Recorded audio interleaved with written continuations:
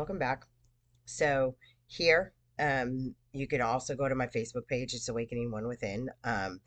So part of my history, my family lineage is I am Scandinavian. From youngest as I can be. They call it a seer. And so it's just somebody that has been a little bit more in tune, that's a little bit more intuitive, empathic, as some of the people would say that. And part of that, a lot of people like to identify themselves as it, but it's not something that is always the most pleasing. You can actually get into a lot of pockets, and you can feel some really raw emotions that can kind of trick your brain because you're thinking it's you and it may not really be you. It's just the energy within the room. But on this trek that I've been doing for decades is I've always worked with families. I've always worked with systemics, and that's part of my own family lineage. I am Norse, so I'm Scandinavian. We are family, we are units, we are community. And so I've been in 25, 30 years in schools working with children, mentoring, volunteering. I've done Girl Scouts from Blue Jays to just to be an observer, being a parent. And now I'm a therapist. And the main theme, the focus that we're always directed on is communication. It doesn't matter if it's body language or verbal. So, language skills. And I am always reframing and practicing and teaching people to use a positive affirmation or to accentuate and accept your own individuality, but your own autonomy, but also your efficiency or efficacy, or the other person that you're interacting with is what can you deal with and what is a deal breaker. And if it's a deal breaker, you shouldn't really judge them on it. So I'm all about effective communicating. But Carl Jung did a really good research, and he did a lot because a lot of his own self story, his own biology, his own experiences, he was trying to step out. He got linked with Freud because Freud was one of our first founders of case studies, case conceptualizations, and he did a lot about the id, ego, and superego. And so Jung took it another step further because we did a lot of dream analysis. And a dream analysis is, and if you are really in tune and intuitive, you would know exactly what we're talking about when we talk about really vivid dreams. Lucid dreaming is what a lot of these modern people call, but it is not something that we want to go around and we talk about. Most people that who do have them on a regular basis aren't one that goes and shares a lot of it because it can be very quite traumatic, but it's very lost. You feel a little lost because you're trying to navigate if it's you or if it's not. And so he did a lot of research on the ego and superego.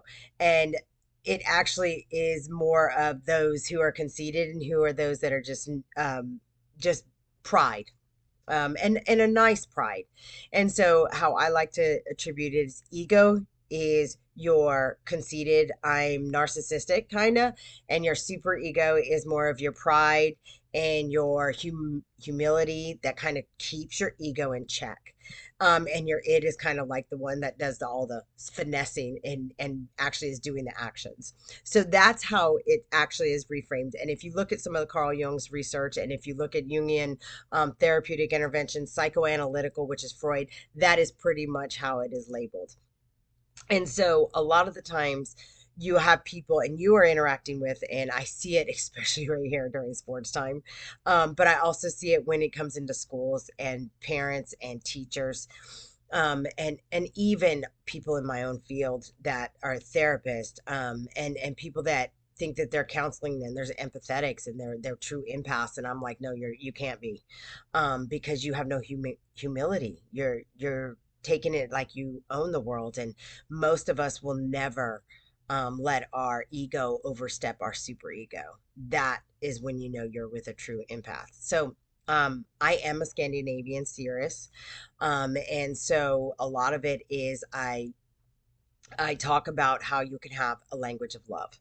Language of love doesn't mean it's like a romantic language that we have from our heart and our soul, and it speaks, but it speaks with a certain vibration. And that vibration transmits if it's true, if it's part of your super ego, keeping your ego in check. And so I did this great post, and a lot of my posts on my Facebook page, you can go in, it's Awakening One Within. I write all of those myself. Those are quotes and tips that I write myself. I don't, um, reproduce, and if I do, I'll make note of who gave that. But it talks about those that are so far in their ego that they parade and they talk about these subjects, and they're telling you with their opinion as if they are an expert in it, but they have no experience, and they're quick to dismiss you if you question them, or you counter their stuff with your actual experience. So if you're an expert in the field, you'll notice some of these people will run around and talk about how they're experts, and they usually keep populations or their friend group that are a little bit lower, or they assume that is a lower intellect than they are, because they don't have the knowledge to really question them.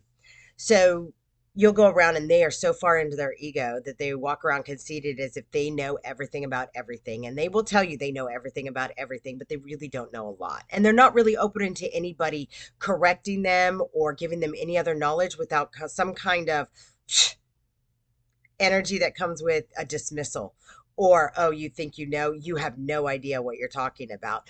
That comes off, and that is very conceited. So that is so far into the ego. And to part of being able to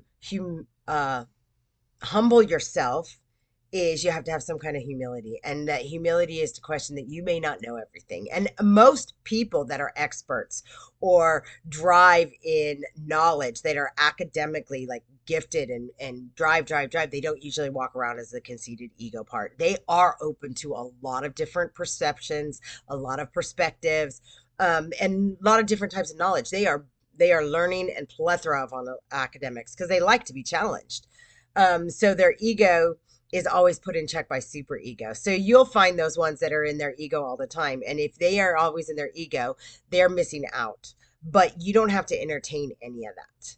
There is a lot of the times that what the one thing that can counter an egotistical, narcissistic, full on, conceited, pompous is pure, unfiltered truth. It doesn't have to be character assassinations. Like if you're telling people that they smell, or they're superficially, making digs at them, that is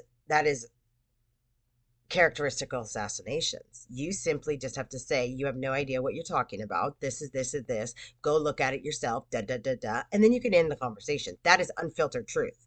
Truth always counterbalances conceited narcissistic ego. So your super ego, it keeps your ego in check, and your id is the action that does it. And if you want to know more about that, go check out Jungian's theory. Carl Jung was great about it. There's dream analysis, and also check out Freudian's dream analysis and his case studies on the id, superego, and the ego. And he did an iceberg experiment, which kind of talked about where we don't actually get to our unconscious mind. And our unconscious mind is a lot of our superego trying to keep our ego. And our ego is our conscious mind here on the planes in the world that we live in. And a lot of us empaths, we live in the middle. And so that can be very quite challenging for some of us because we're not quite sure which is the reality of ours, or is it somebody else that is feeding us through their energy. So anyways, that is part of my YouTube, and go check out that. So if you want to keep your ego in check, or if you want to check in somebody else's ego and you're noticing that they always have an opinion and they are never wrong and they always take an expert role in it, especially if you know for a fact they have no freaking clue what they're talking about. I go around and see this all the time. I hear people talking about how, oh, well, that football player needs to be, kicked off the team. And I'm like, have you ever played football? Like, you know, do you go to college? And they never went to college. They want to give the best opinions about the college. They never went to college. And then they want to tell about how everybody should do a better sport or a better player, that the coach should have done this and that. And I'm thinking, have you ever coached? Have you ever played the sport? Because it's not so easy. And of course, then I get the teachers don't know how to teach, and you get that out of these kids, and you hear their parents tell these kids that teacher doesn't know how to teach. And not one of those parents that I've actually turned around and said, great, then we could have you come in and mentor, or we could have you come and teach. Oh, I don't know how to teach. Well, then you really don't have an opinion about what a teacher is good at and what a teacher is not. The same thing goes for a parent, and the same thing goes for coaching, goes for rocket scientists.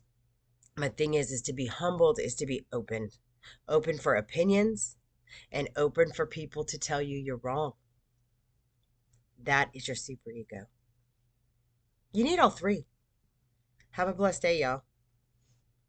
Don't forget, go check me out on the webpage, Facebook. And I'm actually taking new clients. I'll teach you. I've got courses that teach positive affirmations. First, you have to start with yourself, and then you get that ego in check. Ego's not a bad thing. You can have a little bit of it. Have a blessed one. See you next time.